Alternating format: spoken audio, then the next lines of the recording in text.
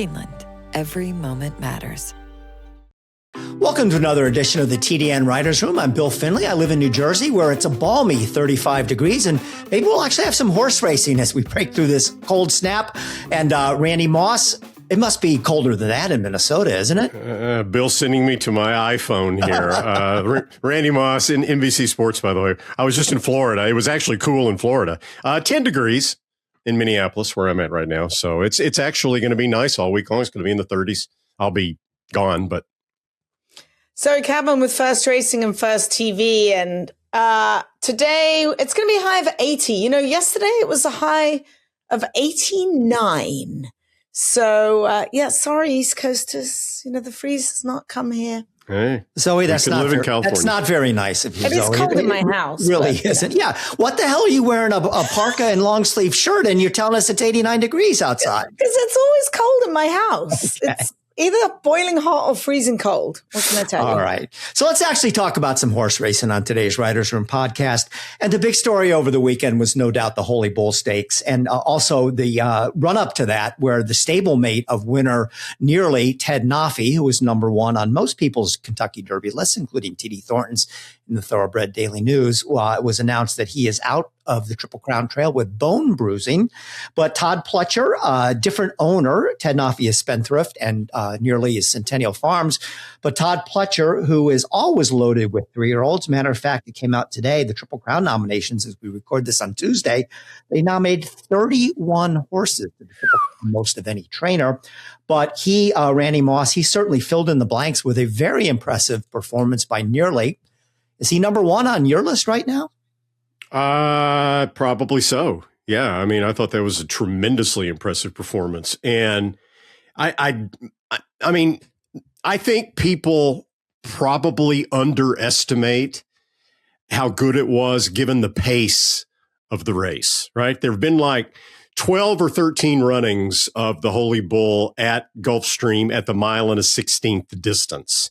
Right after the track was renovated, it was 1 3/16. It was 1 1/8. It was a 1-turn mile. And finally, they started running 1 1/16 races about a dozen or so years ago. The pace of this Holy Bull was literally off the charts compared to all the other 1 1/16 Holy Bull races. Right. I mean, this was just a phenomenal performance by nearly. What I thought was interesting about it is that we just sort of assumed, we being me and Jerry Bailey doing the telecast, that it was a willing decision by John Velasquez to use Nearly's early speed to that extent to make sure Cannoneer didn't get away with an easy early lead. Right? We just assumed that had been the scenario. But then Johnny V's post-race comments were a little bit different. I think he did intend to go up and put some pressure on Cannoneer at some point, but he said that the horse was way more aggressive than he had expected. And as a result, I do pace figures. Obviously, I used to do them for the Daily Racing Form, but think in terms of Beyer's speed figures, okay? The first quarter mile pace of the Holy Bull in Beyer's speed figure terms was 31 points faster than any other Holy Bull running at 1 1/16 at the new Gulfstream Park. The half-mile fraction was 29 points faster than any previous Holy Bull. The 6 furlongs was 19 points faster.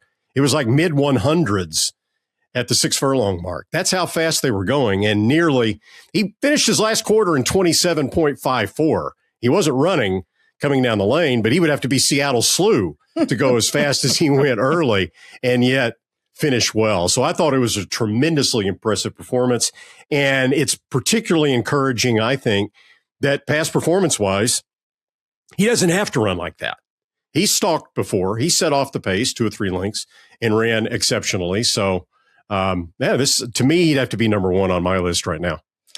Big thumbs up for Nearly for me, considering that Cannoneer basically folded like a cheap suit. So he was on the pace and he stayed there.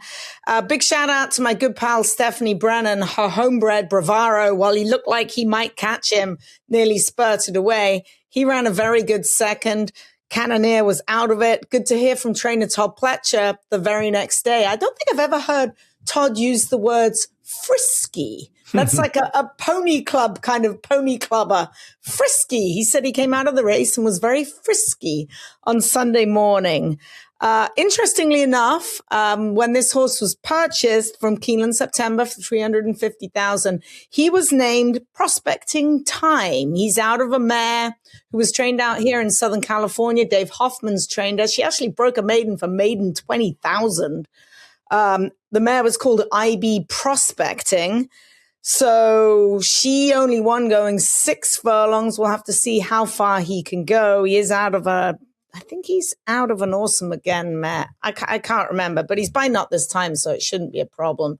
But I thought he was very impressive for everything that Randy stated, how fast he went early, was able to finish the race late, which he probably shouldn't have been, but nobody was finishing. They just went so fast early. Right. It was a very good race by Nearly.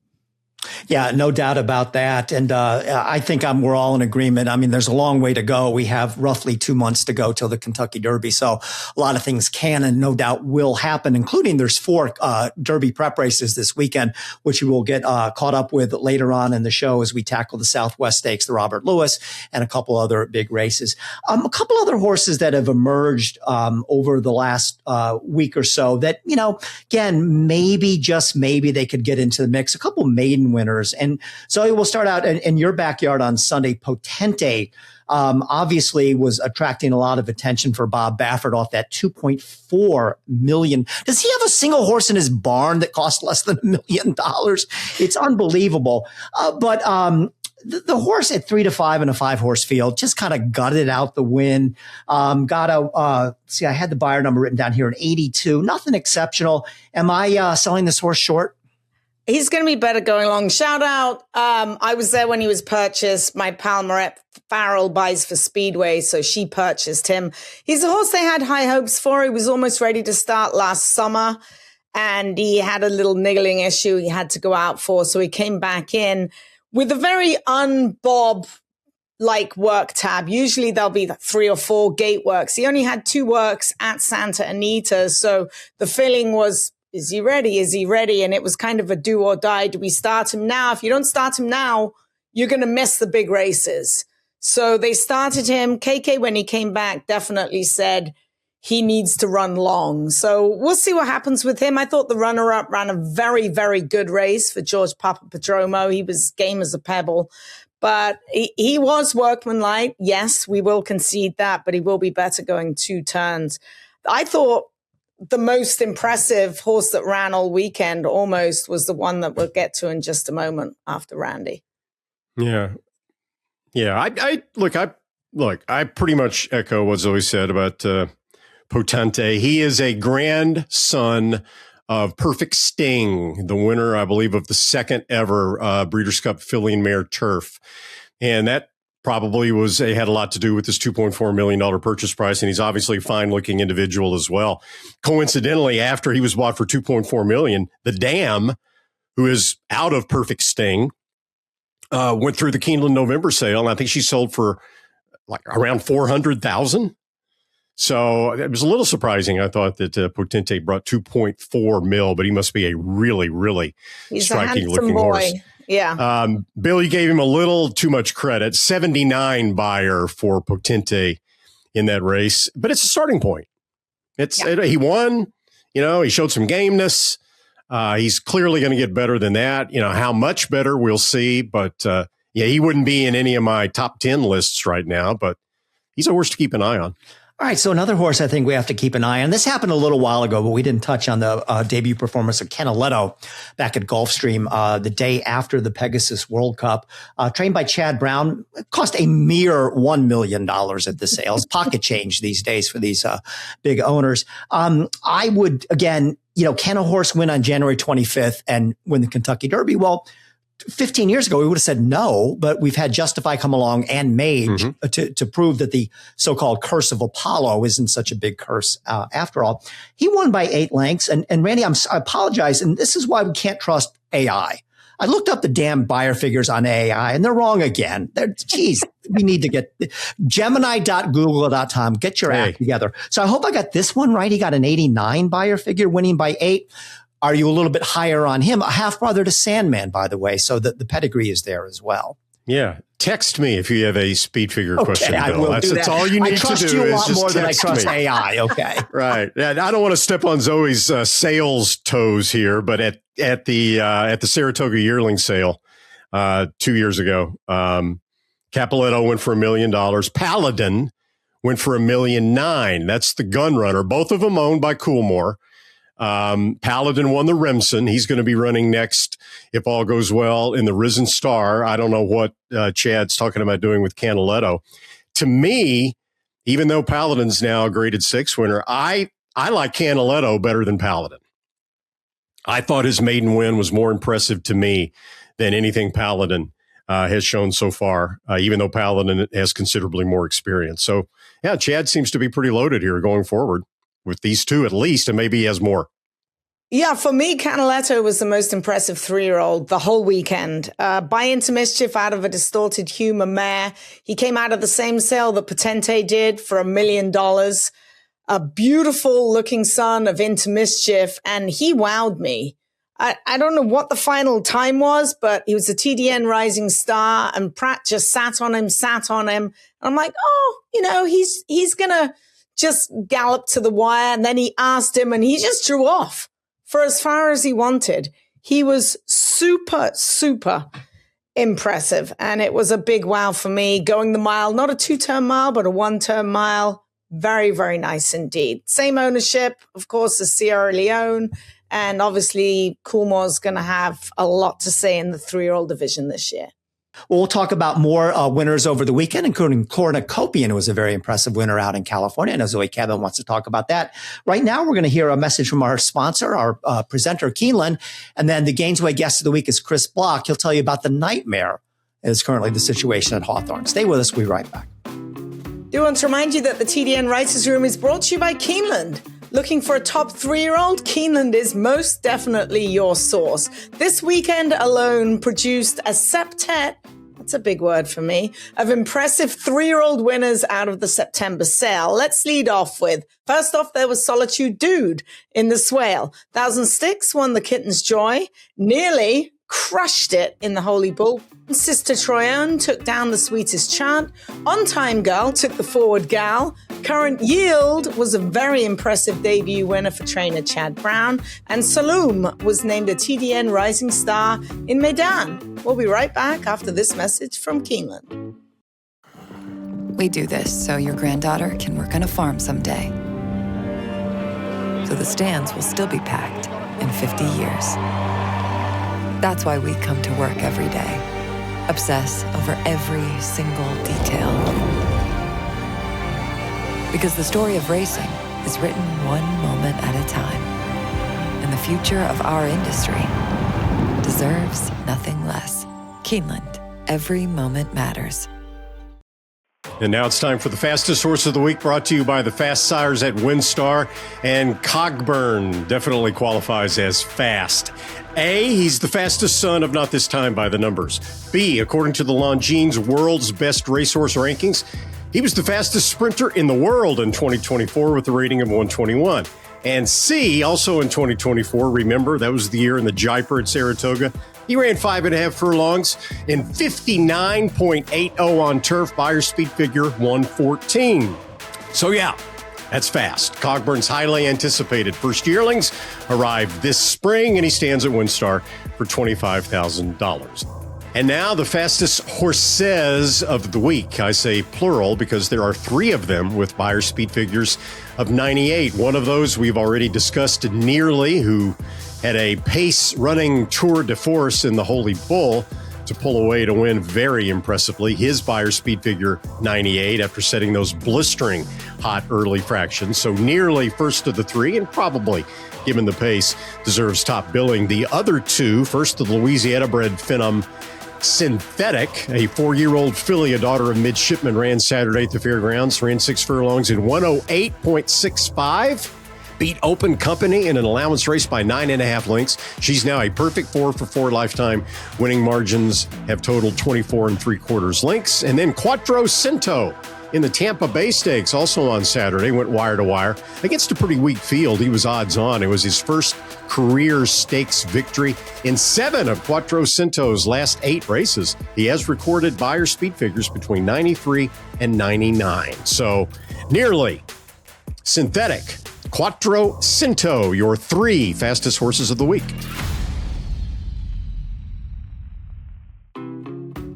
Now we welcome in the Gainesway guest of the week, and it is the president of the Illinois Thoroughbred Horsemen's Association and a really good trainer to boot, Chris Block. Chris, welcome. And obviously the Hawthorne situation has been troubling. It's been in the news.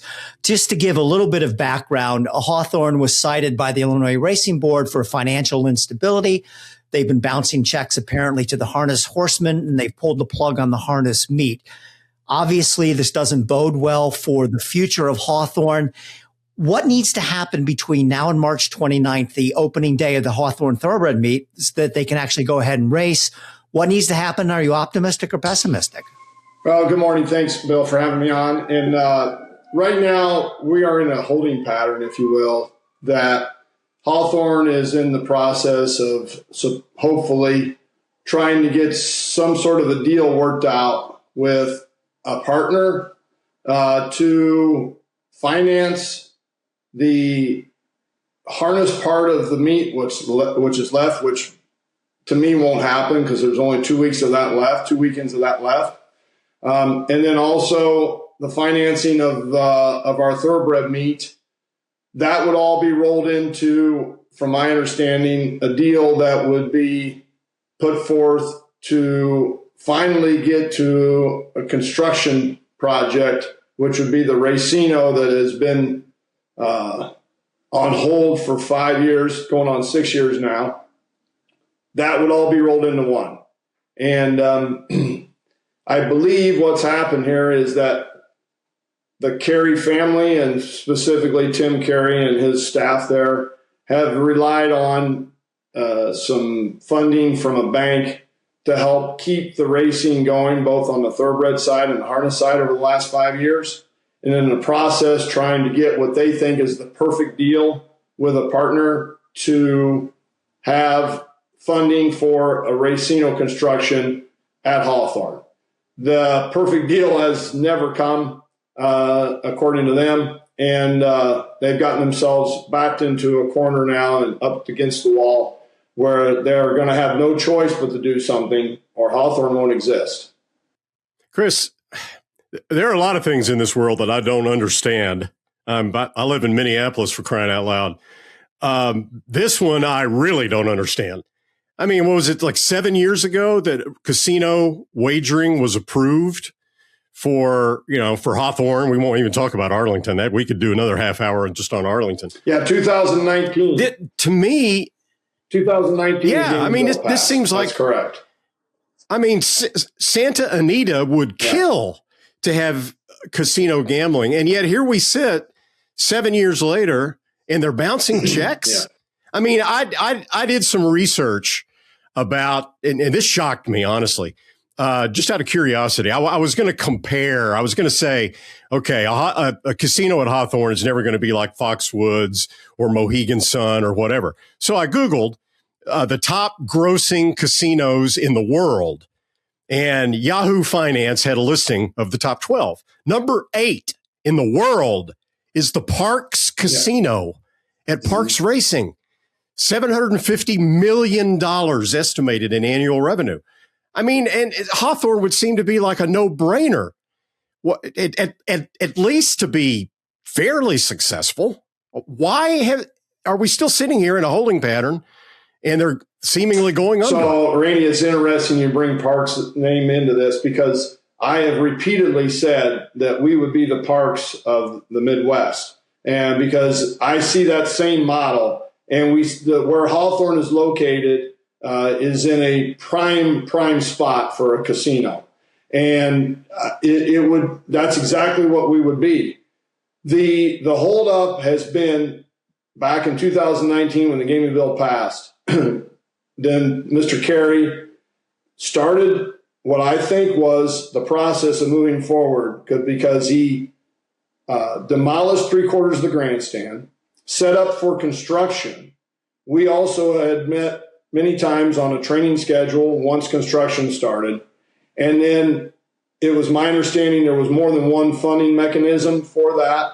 One of the major funding mechanisms fell through, and everything came to a standstill. And I mean, if I don't ask you to come to Hawthorne because it's not anywhere place to watch a race. Okay, that whole destruction of that grandstand has made it impossible to watch a race there, and it's not a very fan-friendly situation. So with that, it's gone on now for 5 years thereafter, and they use COVID as an excuse, which I understand that set everybody back, but they've had plenty of chance to recover from that.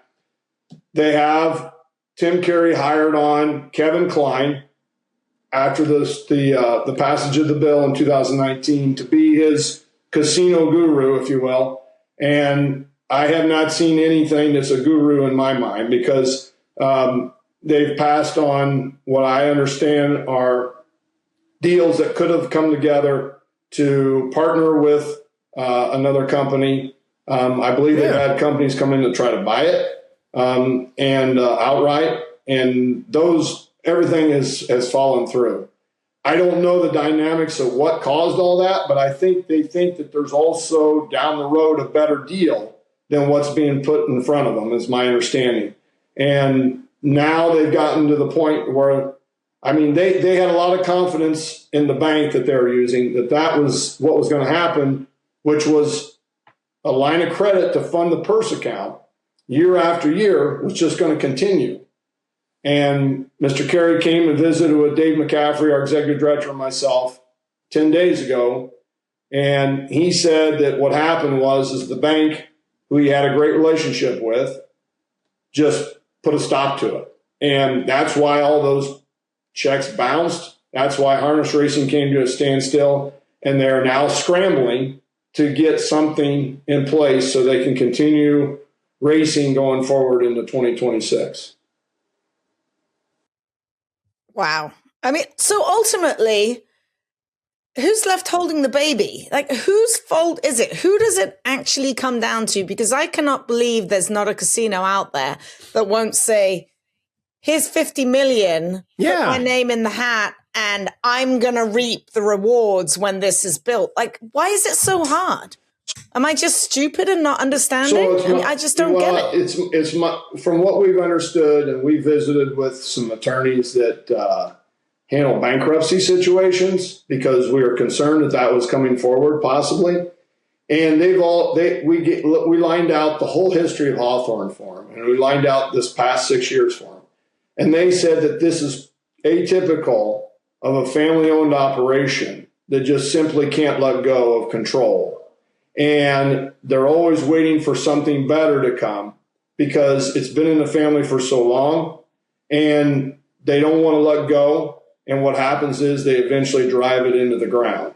And to me, when they told us that this past summer when we met with them, that sounds so eerily like what we're going through right now. And now even more from what's happened since around the latter part of December to today.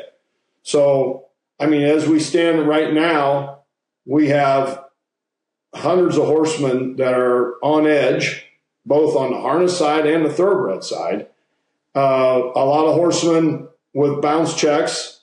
We have horsemen who put money into the horseman's bookkeeper just to claim horses, wasn't even purse-earned money that they can't get to. And these are all people, hardworking horsemen, that are in need of that revenue to sustain and continue going forward. So I guess there's any silver lining on thoroughbred side. I'm glad this happened during the harness meet. I feel for the harness horsemen because my where I'm at right now is I don't want to get our horsemen on that backstretch till I know for sure Hawthorne can sustain going forward into 2026. And until we find that information out, I'm advising all our horsemen, unfortunately, to have a backup plan in case by, let's say, February 25th to March 1st, that we don't have anything positive to report because time is running out for our guys to make decisions on where they need to go. So I mean, I get calls daily, and I'm fine with that. I'm the president of the association. I'm happy to answer them. And I feel horrible not being able to give them some insight on what's going to happen. But I really, truly do not know at this point, other than I know that John Walsh, the general manager of Hawthorne, really good guy, has entered into this situation. He was kept out of it for quite some time because he was letting Tim and Kevin handle it. But he knows now it's either now or never. So I think he's entered into it, and he's told me that he feels more positive now than he has in the last 6 months. So we'll have to just wait and see what happens over the next 3 weeks. Chris, you can fill us in more on this, but it's my understanding that there's something in the legislation that doesn't allow any tracks to compete for the casino right now license in the Chicago area. Now, it might delay the process a little bit, but has it come time for the Illinois Racing Board or maybe the state legislature to say, Hawthorne, you've had your chance. We've given up on you. Pull the plug on them and give a racing license to a new entity, which wouldn't happen overnight, but would build a racetrack in the Chicago area, put a casino in, and then all these problems would go away. Is that a reasonable scenario? Yes or no, and why? Okay, so just for some clarity on that what that is a 35-mile radius veto power that's given to Hawthorne. So anywhere in the 35-mile radius of Hawthorne, on the outskirts of Chicago, of course, you or I, Bill, if we wanted to build a racetrack, we would have to go to Tim and his family and say, hey, we found a spot of land. We'd like to build a racetrack there, put in a casino. Would you partner with us? Or if you're not interested, would you give us the opportunity to do this? They have the right to say yes or no. That was put into the gaming bill at the last minute by Bob Malaro, who was a longtime lobbyist for Tim Carey and his family. Smart move on his part. Unfortunately, Bob passed away a few years ago, or otherwise I think this casino would up and be running already at Hawthorne. But the problem with that, though, is that is a successor language veto power that allows only a harness track. Now, that's not to say that we couldn't go to Springfield and get that changed to open it up to a thoroughbred track. The reason why it was successor language for a harness track only is because Balmoral and Maywood went bankrupt a couple years before the gaming bill passed. So the harness horsemen needed another track, so they inserted this language, which we supported, and to put not the veto power, but the successor language for the another track, successor track for them. We didn't think that Arlington Park was going to close. We didn't think that Hawthorne wouldn't have a casino up and running by now, or otherwise we would have inserted some language to have a thoroughbred successor language. Now, we could go do that now, and I'm sure we'd be successful. But the legislators are telling us unless there's a suitor that can come with the plans, the area where they're going to purchase the land, and the financial backing to show that they can put in a full-fledged racetrack with a backstretch, turf course, mile track, casino, and a grandstand. They will not run any successor language until we bring someone there that has that in front of them. And so far, we've had nobody come to us to say that they want to try that. Yeah. Look, when I read things that say, the future of Chicago racing is in serious jeopardy, I don't buy that at all. Right? I mean, they got a casino license, for crying out loud. It's a license to print money. I mean, there may be blood on the floor right now, and there may be mismanagement that's delayed all this, and it may be really inconveniencing people, but it's going to be okay long term. Yet it would have to be, right? All they got to do is finally hit the go button. Correct. That's get the casino up and operating. That's right, Randy. Right? So they need to make a deal. That's been our mantra from the Horsemen's Association. Make a deal. Okay, you don't have the opportunity to sit back and wait for the pristine deal. You have to make a deal, or otherwise you're going to lose this. Now, also, it's my understanding now that if there is a suitor out there that wants to buy Hawthorne outright and take it up and develop it into a casino, racino, That has cooled off in the last couple of years because of their financial situation. It's my understanding they're in great debt right now. If you go to an OTB or you go to the brick and mortar of Hawthorne, the only site that you can see and bet on that's worth anything is Aqueduct. Everything else has been shut off. Mahoney Valley just got shut off 2 days ago because they have not paid the commissions to those organizations, and therefore over the last 3 years it's just built up, and they've allowed it to go on these other racetracks, but now they've just cut them off.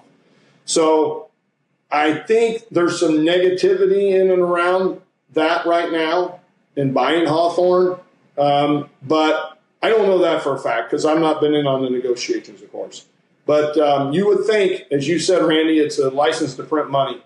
And it literally is. I mean, the location, there's, they say in gaming you look for rooftops. Well, there's plenty of rooftops around Hawthorne.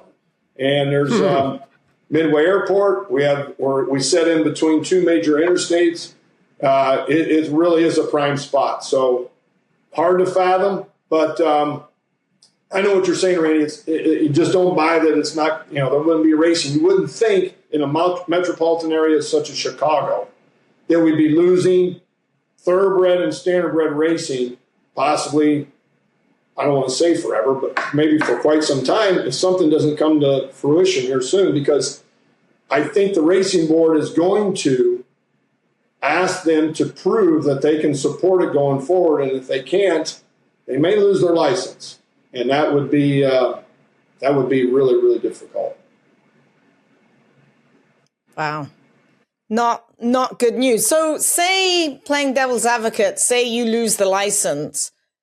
How does it work to get back a license if that was to happen? I mean, can somebody buy Hawthorne and reapply for a license? Can we move it all to Arlington now the Bears have given up? Can we go back to Arlington Park? Yeah.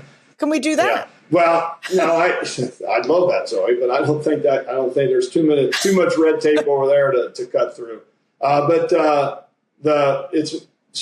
If Hawthorne were to close, this is just my thinking on this, is if there was a suitor that came by soon after it closed and wanted to buy it, and Hawthorne, let's say that the racing board suspended or took their license, said, okay, you're done. I think that the racing board and the gaming board would then, if this new entity came on and could show that they are vetted properly or vet properly and can show the financial backing to put Hawthorne in a state of moving forward, racing-wise and racino-wise, I'm quite certain that they would entertain that. Because the one thing that's also kind of lost on this is back when the gaming bill was passed, there were a lot of legislators that held their nose on this, okay, because they needed funding for the state. It was a capital bill. And so I was in Springfield for years lobbying for this, along with the other horsemen on thoroughbred and harness side. And we were pushing this not only for the state of Illinois situation, but to save our industry as well. And it was we were saying that the jobs that are associated with thoroughbred racing and standardbred racing are thousands, tens of thousands, and it's worth saving. They all, most legislators took a while to warm up to a gaming bill, but they did because the state was in such financial straits. Well, now with 2 casino licenses not ever acted upon, and the state has missed out on millions and millions and millions of dollars in tax revenues, not only with Arlington and Hawthorne now. So that license sits there to be used. The state is still not in that great of financial situation. So I think it's very possible, yes, that someone could pick up the torch and take it forward. And I think the gaming board and racing board would probably embrace that. Mike Rapoli? Yeah. Commissioner? How about Commissioner of Illinois Racing? Okay, Mike There you Rapoli. go. I got one more question just from 35,000 feet, right? 7 years ago, 2019, it was nothing but sunshine and blue skies. You had one of the best racing facilities in the world in Arlington Park. You were going to have casino gambling at Arlington, casino gambling at Hawthorne. Purses were going to be through the roof. And now 7 years later, Arlington's an empty field and all this is going on with Hawthorne. You guys, like you and Larry Ravelli and others who have anchored in Chicago, I mean, the whole industry feels sorry for you guys that all this is going down. How are you all holding up? Well, I'll be honest with you, Randy, we're just holding up. And I'll just speak for myself. So, as you know, my family's been in the breeding business in Illinois for 50 years, and there is no breeding industry left. I mean, last year we had 100 foals, I believe was the total from the Department of Agriculture that were born. This year, I'm sure to be less. I had thoughts 5 years ago of saying, okay, I better not stay here because it's uncharted waters right now. Maybe I should set up in Kentucky. But no one, including myself, thought that there was any way that we'd end up where we're at today. I felt really confident that Hawthorne was going to develop after we lost Arlington, which was a enormous gut punch to everybody. Everybody. I mean, this industry revolved around Arlington. I mean, Tim Carey knew that. He was fine with that. He had his place in the industry, but Arlington was the flagship. So Tim was happy to pick up the reins at that point in time when we lost Arlington and said, I'm going to save Illinois horse racing and breeding because I'm going to develop a racino. And again, I go back to, I believe that's what he was intending to do at the time, and he ran into a roadblock, and he just has not been able to recover since then. So it's, you couldn't write this script. No one would believe what we've been through after all the years in Springfield and trying to get a casino bill passed. And as you well know, all of us on this model works big time. And, you look at parks, for example. Look at the Kentucky purses. I mean, those machines are just churning it out, and it's what works for the industry. I don't like that we be propped up like that, but it works, and it seems to be very, very beneficial in places like parks in Kentucky and New York. And so Illinois should be in that same position. We absolutely should be light years ahead of where we are now. This should have been done 5 years ago. And I'm still, I guess, always holding on to hope that something was going to happen. And here's one of the reasons why we always held on, that the purse account continued to get overpaid each and every year by millions, to the tune that right now, and you're all going to fall off your seat when I tell you this, we are approaching a $17 million overpayment in the purse account. $17 million. So everybody in the industry says, well, how does Hawthorne recoup that? The only way they recoup that is develop a racino. There's no other way of getting it back. Okay? So that's why we've held on to the fact that they're going to do this. They have to do it. There's no other choice. They're not going to walk away from this overpayment. Are they? Possibly? No, I don't think so. But this is the only way that they could recoup it. And I think Tim Carey became complacent because he thought he always had this line of credit coming forward to help fund the purses. And each year it went by, it happened. And he was like, okay, I'll just sit here and wait until my guy, Kevin Klein, tells me it's a go, and we'll pull the trigger on moving forward with the casino and develop a racino and help save Illinois horse racing, even though it's almost dead. And it just came to a standstill at the end of December. And shockingly, I think he's in shock. Well, Chris, everybody in the racing industry is certainly rooting for you guys. A tough time. I just want to add something. Zoe is maybe too modest to say so, but she knows her way to the Hawthorne winner's circle. In her riding career, I looked it up. I don't have better things to do. I'm sorry. She won 167 career races at Hawthorne. So I'm sure this means a lot to her as well. Chris, thank you so much for joining us as the Gainesway Guest of the Week. Best of luck fighting this battle. And again, the whole racing industry is behind you guys. Let's hope for better days ahead in Chicago and for Illinois. Well, thanks so much for having me on. And I appreciate the support from around the country. And it's an industry worth saving in Illinois. It really is. I've been in it for most of my life. My family has too. There's a lot of good horsemen and breeders here, and we deserve to carry on. This week's guest of the week, Chris Block, was sponsored by Gainesway, the home to Seize the Gray, the highest earning son of Arrowgate, and his most popular son at stud with 196 mares bred in 2025. Seize the Gray won the 2024 Preakness Stakes, trained by D. Wayne Lucas, of course, en route to final earnings of just under $2.5 million. His first foals are arriving now. Seize the Gray stands at Gainesway for $25,000.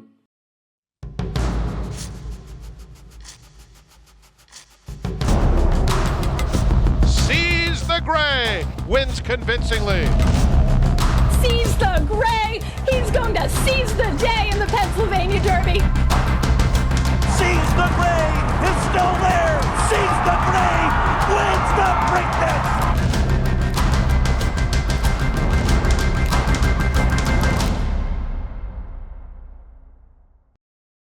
On this week's edition of First Things First, I caught up with owner Lee Searing.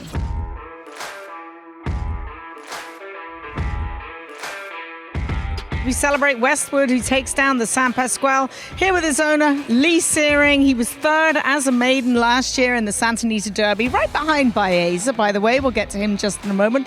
What went into taking the blinkers off for him today? Well, John doesn't share too much. However, whatever little tweaks he did, this horse tries really hard. Oh, he tried hard today, and, he deserved the win. He's a good horse. He's a good horse. You've been around an awful long time. This obviously is one of the preps for the big cap. Is this kind of, if you had your say, would this be a prep for the big cap?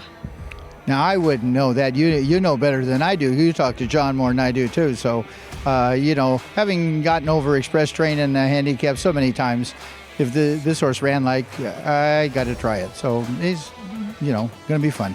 You've got to be awfully proud of him. Let's just touch quickly on Baeza. He's back in training here at Santa Anita. What kind of a campaign can we expect for that champ? Well, the horse is back on the track, his first work, and the Santa Anita handicap's probably where to go. But he's going to get, 5 or so races before he becomes a stallion. So, we're going to enjoy every one of them. Got to travel a little bit, but that'll be okay. Thanks for your time, and congratulations with Westwood. Thank you.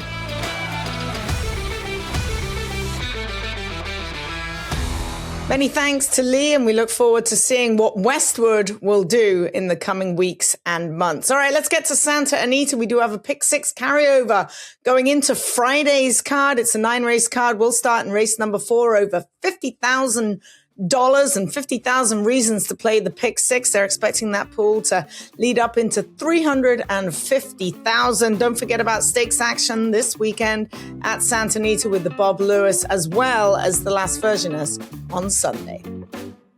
And something that I know got Zoe Cadman very excited over the weekend was just a wonderful performance by a 4-year-old trained by Bob Baffert by the name of Cornucopian, who just aired an allowance race out at Santa Anita, got into a ton of trouble on the turn, had to steady very sharply. Now, being a 4-year-old, we're obviously not going to hear from him on that road to the Kentucky Derby. But Zoe, I know you made a point of asking me to bring this up, so I'll send it to you.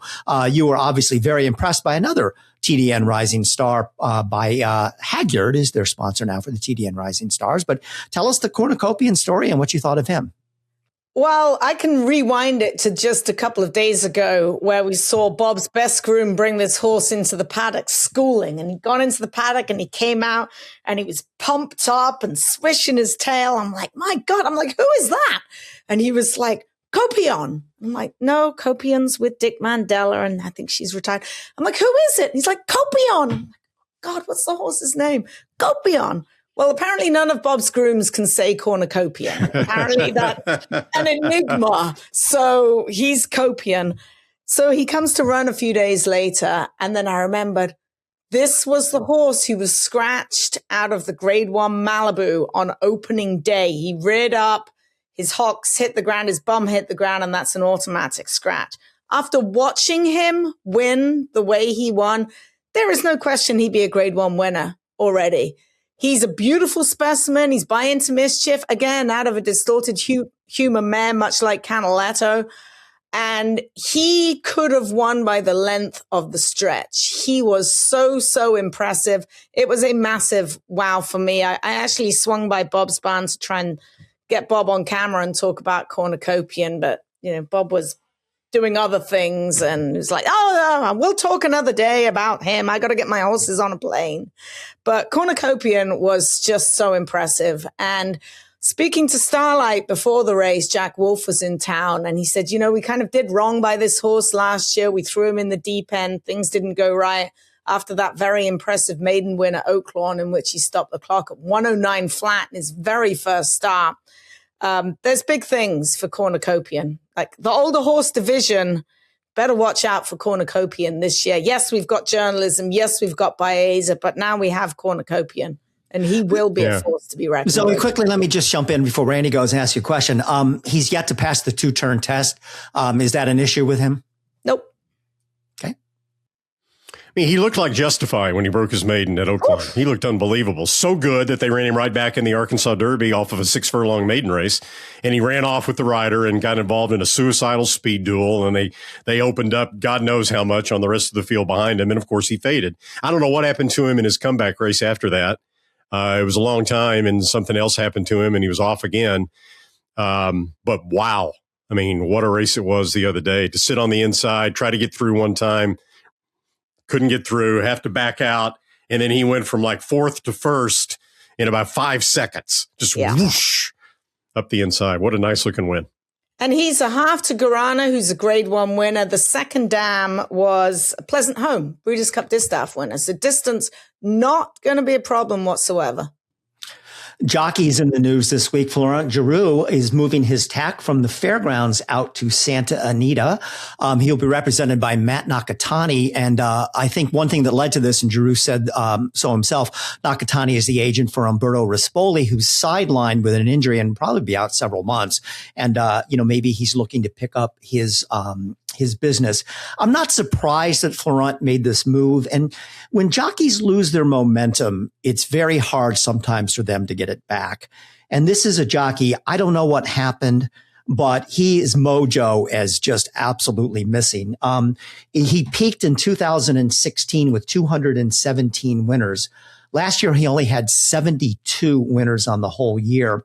2026, he did go to Japan for a while. He did come back and has been riding at fairgrounds since the first of the year. He's only won 7 races on the year. So I think it was probably a smart move for him to try something else. But Randy, do you think it's going to work out for him? Is he going to find, a new life out in Southern California? I hope it works out for him because I've always liked Flo, not only personally, but I've always liked him as a rider. I mean, you can't ride a horse any better than he rode Gunrunner. Back in 2016 and 2017, I think. I mean, he's a thinking jockey. He's very good at plotting and strategizing and making plan A, plan B, plan C before a race. I don't know why his business fell off, but I still think, and the way I think, there's probably 20 jockeys out there that they're almost interchangeable in terms of if you're at the Kentucky Derby and any of those guys is riding your horse, you're just fine. I mean, yeah, there's Flavian and there's Irad, okay, and Johnny V, all right. But there's a lot of really good riders out there that can do an outstanding job given the circumstances. And I think Flo is right there. He's certainly got the right accent out here in Southern California. French or Italian, you're going to do just fine. We love them. We love the French. We love the Italian. Most jockeys were killed to win 72 races in a year. That was a decent number for him. Yes, he's been supported many years ago by Steve Asmussen. Brad Cox has been one of his biggest supporters for a number of years. I'm not sure what's going on there. The last time he won less than 100 races in a calendar year was 2013. 7 races in the month of January is It's okay. He comes out here to pick up some of Rispoli's mounts. He's named on 4 on Friday, 2 for Miller, Papa Padromo, Leonard Powell, the Frenchman. On Saturday, he rides for Sadler. He rides Butane for Baffert in the Bob Lewis, and he rides for Phil D'Amato. So he's going to be well supported. And one thing that he's shown when he comes out here to Southern California, he's good out the gate and he's a send rider. And speed has always been very prevalent out here. Although the rider who's jumped on that bandwagon is Amici Al Haramia, who is like second or third in the standings right now, came in and just absolutely flying, riding everything for Doug O'Neill. And he's very much a front end rider as well. All right, we'll keep our eye on how Florent Giroux does out there. And I agree with you, Randy. He's definitely a top class rider, and maybe he will turn things around after, for him, a subpar 2025. Also in the news this week, the New York Racing Association made it official starting February 1st. If they ever do race again in New York with the cold weather, they're implementing new rules for the CAW play. And it's something that, we've been rightly so talking about on this podcast over the last couple of years, and the threat, I think, to the future of pari-mutuel gambling in this country. But what they've done is on all pools now, they had put in some steps earlier to keep the CAW guys out of the win pool, which was well received because that took care of those awful late odds drops where horses would go into the gate at 4-2, hit the eighth pole 4 in front, and be 9-5, which we saw not only at NYRA but at virtually every track in the country way too frequently. But the new rules are that in all pools, the CAW players are cut off with 1 minute to post. With one thing, though, and I'll see what you guys have to say about this. I honestly don't really understand how these CAWs work. I mean, I know the nuts and bolts of the computers and everything, but they are still going to allow to make 6 bets or fewer per second inside this deadline. Wait a minute. Randy, I can't make 6 bets per second. Not that I want to make 6 bets per second. You can't make 360 bets in a minute? Come on, Bill. Is this really going to cut these guys off when they can make 360 bets? And, maybe each bet is $5,000, $10,000. I give NYRA credit because no one else out there is taking the steps to at least address this issue to the extent they have. But I don't know. Again, like I said, I don't really quite understand how these works. But like I said, I can't make 360 bets in a minute, and neither can you or any other normal player. I wish we had 30 minutes to talk about this because there are so many interesting elements, and we've touched on some of this before. I mean, to me, it's an optics thing when the odds drop as much as they drop during the middle of a race, when someone bets on a horse at 3-1 and thinks they've got a good price at 3-1, and then they get to the half mile pole and all of a sudden, the horse is even money or 6-5 or whatever. Yeah, it's aggravating. It's frustrating. And I totally get that. And I also totally get the conspiratorial nature of people now to think that this is happening because they've somehow figured out a way to bet once the horses leave the gate. And there's a whole lot of people out there who believe that to be true, that these people who are now, part owned by racetracks, you can't convince some big bettors in this country that they aren't taking an edge by seeing how their horses break and then betting into the pool. There's a lot of people out there that think that. So credit to NYRA for being one of the few places that have really, has really aggressively gone after this. But look, okay, a horse gets to the half mile pole, he leaves the gate at 3-1, and all of a sudden his odds are 6-5. Okay. We're not betting with the books here. This is pari-mutuel betting. If his odds drop to 6-5, all the other horses' odds go way up. And you can't tell me that these CAW people win every bet. If they break even, they make a big profit. They probably make a small profit gambling, and then the rebates they get, really make them profitable. But you never hear about these people that bet on a horse at 8-1 thinking it's a good price, and the horse gets to the half mile pole and he's 16-1. Because it happens. It happens. All you hear about are the people that feel screwed because they bet on a horse and the odds drop tremendously. Okay. So the optics are not good. And, I applaud NYRA for trying to do something about the optics. Primarily, I applaud NYRA for something that David O'Rourke mentioned, not recently, but just a little while back. And this is the big item, that they're looking in to ways to allow the standard rank and file horse player that has the proper computer programs the same access as the CAW computer players have. directly into the pools. If they have the programming, they can do the same thing that the CAW people are doing. That's something that David O'Rourke mentioned publicly that NYRA was going to try to do. But Bill will be right on that. And if you're expecting, I got to say this, if you're expecting NYRA, if you're expecting First, sorry, Zoe, if you're expecting Churchill Downs to suddenly have this eureka moment and really, really clamp down on CAWs, they own CAWs. Elite Turf Club is owned 80% by First Racing and 20% by NYRA. They're actually competing with some of their customers, which is not good. It never should have been allowed to happen to start with, but there's no league office. There's no regulatory office out there. So anyway, I'll get off my soapbox now.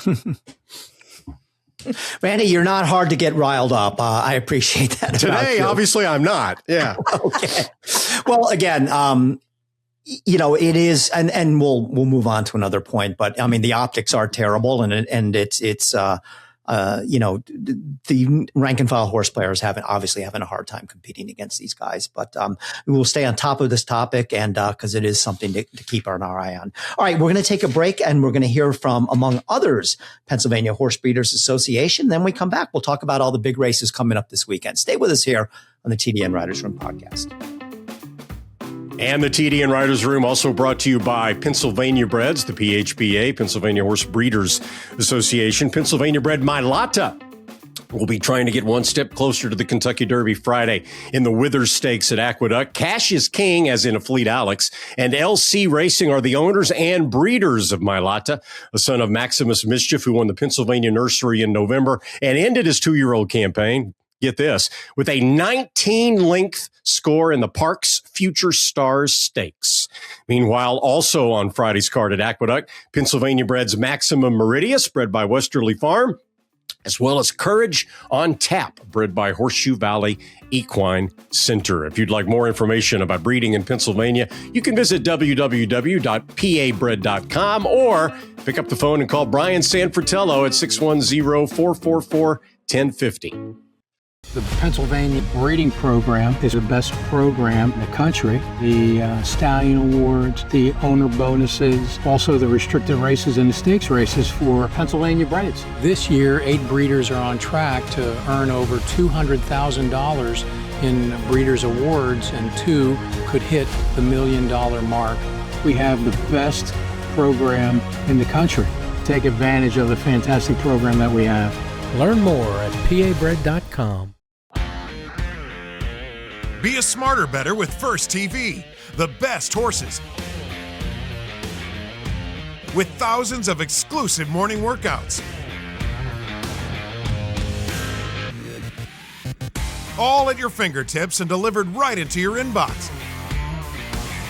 Everything you need to be informed. Be smart. Bet smart. With First TV.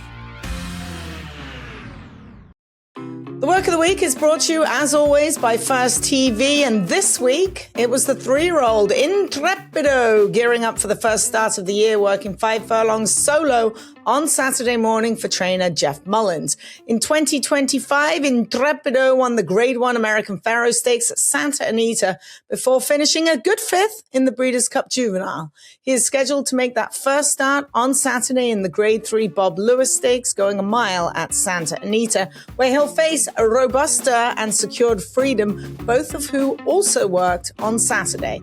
You can check out those workers and more on firsttv.com. And welcome back. Lots of big racing this weekend, among others. The 3-year-old filly, Super Cordora, the 2-year-old filly champion, will make her 2026 debut for our friends at West Point Thoroughbreds in Las Virgenes on Sunday at Santa Anita. But first, we've got to talk about the 3-year-old colts. There are 4 preps for the Kentucky Derby as the road is heating up. And we have the Sam F. Davis Saturday at Tampa Bay Downs, and also the Robert B. Lewis on Saturday at Churchill Downs, at Santa Anita, of course. Then Friday, the rescheduled Southwest Stakes and also the Wither Stakes at Aqueduct on Friday, also rescheduled after it was knocked out by the cold. So why don't we start with the Southwest on Friday? And Zoe, looks like Bob Baffert, who absolutely loves the Arkansas route to the Kentucky Derby. I mean, he has just been terrific on these races.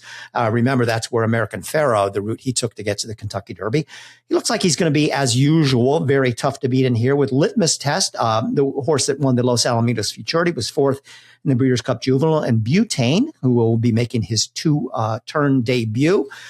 We actually recorded last week about the Southwest Stakes, and we had to have our editors zap it out of the show because the race was canceled. I gave a little shout out to a long shot by the name of Silent Tactic, who I thought was compromised by a slow pace last time out and closed well at 20-1 in the morning line. I might put a few dollars on that horse and see what happened. Randy, your thoughts on the Southwest Stakes? Litmus Test is going to scratch, just so you know. Yes. Okay. Oh. Yeah. Litmus Test. I read Go ahead, Zoe. I'm back to the PPs. Somebody tweeted he's out. So. All right, never mind all that I just said. Now it looks like Bob Baffert's Butane will perhaps be the horse to beat after a good second place finish in the San Vicente Stakes. But Randy, he's got to pass a two-turn test with no litmus test. And Zoe Cadman with the breaking news here on the TDN Riders Room podcast. What do you think of the Southwest? Butane should be a reasonable favorite, and Strategic Risk will be a second favorite. And after that, to me, it's wide open. You mentioned Baffert and his love for sending horses to Oaklawn for these races. Over his career, he's had 61 starters in graded stakes races at Oaklawn. His win percentage, 42% at Oaklawn in graded stakes races. That's unheard of. Yeah. He's tough when he goes there. Okay, so Butane ran in the San Vicente. So happy. He's a very nice horse of Mark Glatz. He beat him that day quite handily. Bob's like, I don't care. We're going to go to the Southwest. It's $1 million. Nobody's been scared away. You get Joel Rosario, and he's a tepid 4-1. The actual favorite is the 2-horse, Decode, currently at 3-1, fresh off breaking his maiden by 8 1/4 lengths, going 6 furlongs in a very snappy time, a son of Speightstown. So he'll get Louis Sayers aboard for the first time. He's perhaps the most intriguing horse in the race as far as I'm concerned. 99 by a speed figure. Was he the fastest horse of the week at one point? No, he was not. He was one of the 5 fastest maidens. He was number 1 in that. Yeah. But no. But he's a really talented horse, but from 6 furlongs in a maiden race to the Southwest, mile and a 16th. He's going to be on the lead. He'll have Butane breathing on him. It should be interesting. Yeah. Randy, I would agree with you. One thing, I think I'll apologize next week for second guessing the line maker, which is a nasty habit that a lot of people have. But I think you're right. I think Butane will be the favorite, even though with the litmus test scratch, Decode is the morning line favorite. Friday at Aqueduct, the Wither is not a race that really produces much on the way to the Kentucky Derby. Chad Brown's got a couple horses in there. He's won it a few times. So why don't we move our attention to the Robert B. Lewis on Saturday at Santa Anita? And wow, what a surprise. Bob Baffert has 3 horses in there, including the number 1 horse in TD, I think outside of the box, Thornton's top 12 on the road to the Kentucky Derby for the TDN. Desert Gate, who ran second in the American Pharoah Stakes, is TD's top pick. So we'll see if Mr. Thornton is Nostradamus and can predict a Derby winner 2 months out. But Intrepido is in there as well, Zoe. He beat him in the American Pharoah, but kind of ran a clunker a little bit in the Breeders' Cup Juvenile. Baffert also has a horse by the name of Plutarch and Cherokee Nation. So I guess Desert Gate is the horse to beat. I'll ride the TD Thornton bandwagon at this point. What do you think of this race, Zoe? It's a good race. It's a short field, but it's a good field indeed. You've got a Desert Gate who's got to contend with the rail. That might have been his undoing last time in the American Pharoah when Intrepido beat him. Plutarch, who's otherwise known as Pluto around the Bob Baffert barn because nobody can say Plutarch. He was a nice winner last time, broke his maiden, and the fact that Bob had put him into graded stakes company speaks an awful lot for the son of Into Mischief, by the way, out of that champion Stellar Wind. He'll get Florent Giroux, so it'll be interesting to see how they ride him. That's Plutarch. Cherokee Nation, as you mentioned. It's good to see Fresu back. Came back after major surgery on a little toe. He's lined up for the Bob Baffert on Cherokee Nation. Intrepido Watch his works in the morning. He's our work of the week. He never gets in a hurry. He's such an easy horse to ride. He does everything you ask of him. Didn't get off to a good start in the Breeders' Cup Juvenile. He's going to be flying under the radar, and I think he's a very good horse by Maximus Mischief out of Pleasantly Perfect. And then Daniel Jensen runs one in there. That's Briggs Army Power. Not sure what to think about him. And you got some more speed on the outside with Robusta and then Secured Freedom. Inside to outside, it's a very good race indeed. Yeah, I really would have liked Desert Gate had he had a different draw. Right. And maybe he'll win. Maybe he'll win anyway. But I thought that's what did him in last time in the American Pharoah. From the rail, Juan Hernandez went with him, and it was a really aggressive pace, and he still held on to the last few, strides. I thought in the Del Mar Futurity, when he set a little off the pace, had a terrible trip, stumbled at the start. That's why he was so far off the pace. But I thought he, ran a race that would have indicated that he might be better a little bit off the pace. So we'll see how they choose to ride him. But Baffert's got a tough hand in here. But Yakteen and Secured Freedom, I thought he looked pretty good in his maiden win as well, and Trepido. I just like to make one other point about this, and I'm certainly not blaming Santa Anita for this because we know about the issues that they're having and how hard it is for them to compete. But look at the disparity. The Robert Lewis purse is $100,000. The Southwest Stakes is $1 million. And, we talked about this with Chris Block. It's all about those, the casino funneling the money into Oaklawn purses. And I feel, it's a terrible situation for Santa Anita, but this shows you how hard it is for them to compete in this day and age where, they're on the island all by themselves without any revenue from alternative sources of gaming. So, but somebody is doing a good job out there because they put together a nice card, a very nice card for Saturday with a couple other stakes races. Just quickly, the Sam F. Davis, as we're recording this, I don't believe the past performances are out yet, but you've got Renegade in there, who is still a maiden, but ran second in the Remsen, which is a race that was highly regarded, beaten by Paladin, which we mentioned earlier. Also, Confessional. Keep an eye on his performance because he's the horse that nearly beat in that allowance race back earlier in January. Matter of fact, I believe Confessional was actually the favorite, I believe, in that race for Brad Cox. So if he is to win the Sam F. Davis, that would make nearly look all that much more better. Any final thoughts from our two esteemed panelists about the races this weekend? It's going to be interesting. And we'll probably still have a couple of good maidens that come to the forefront as well. Mm-hmm. Yeah, Sam Davis, Renegade ran a really good second. Didn't have the best trip in the world in the Remsen. Just behind Paladin. And remember, before that, it was Renegade and Paladin that came down to the wire bumping in a maiden race at Aqueduct, and Renegade won, but was DQ'd back to second. So those two horses have a history, but Renegade ran really well in defeat in the Remsen, as did Confessional against Nearly. So that's the matchup. Yeah, and it looks like Renegade will likely be the favorite, even though he's officially a maiden. But his credentials speak for themselves. Another horse from the Todd Pletcher barn, which again, Todd, 31 nominees to the Kentucky Derby, 26 Baffert came in second. That just came out today. And West Point Thoroughbreds has an exciting weekend on deck. We've already told you about the return of Breeders' Cup Juvenile fillies and 2-year-old filly champion Super Corridora in the Las Virgenes.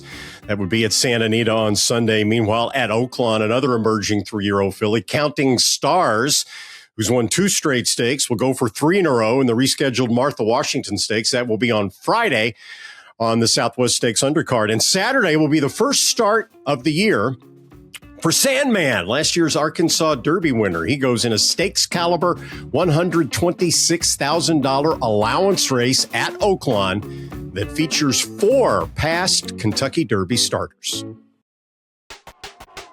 All the thrills. Fraction of the bills. Experience the power of the partnership. Change your life, make new friends, and compete at the highest level of thoroughbred racing. West Point Thoroughbreds, the gold standard in racing partnerships. Visit westpointtb.com. Well, that is a wrap for this week's TDN Writers Room podcast. I want to thank our Gainesway guest of the week, Chris Block. I also want to thank my partners in crime, Randy Moss, who just got really exercised over this Illinois situation. I had too much coffee this morning, I think. But you were spot on in your analysis, as always. And of course, Zoe Cadman, who was basking in those warm temperatures out in Southern California, while the rest of us are freezing to death here in the Midwest and in the Northeast. Also want to thank the producers that work behind the scenes to make this podcast go. That's Sue Finley, Katie Petroniak, Anthony LaRocca, and Aaliyah LaRocca. It's going to be a good weekend of racing. Enjoy, everybody, and we'll talk to you next week.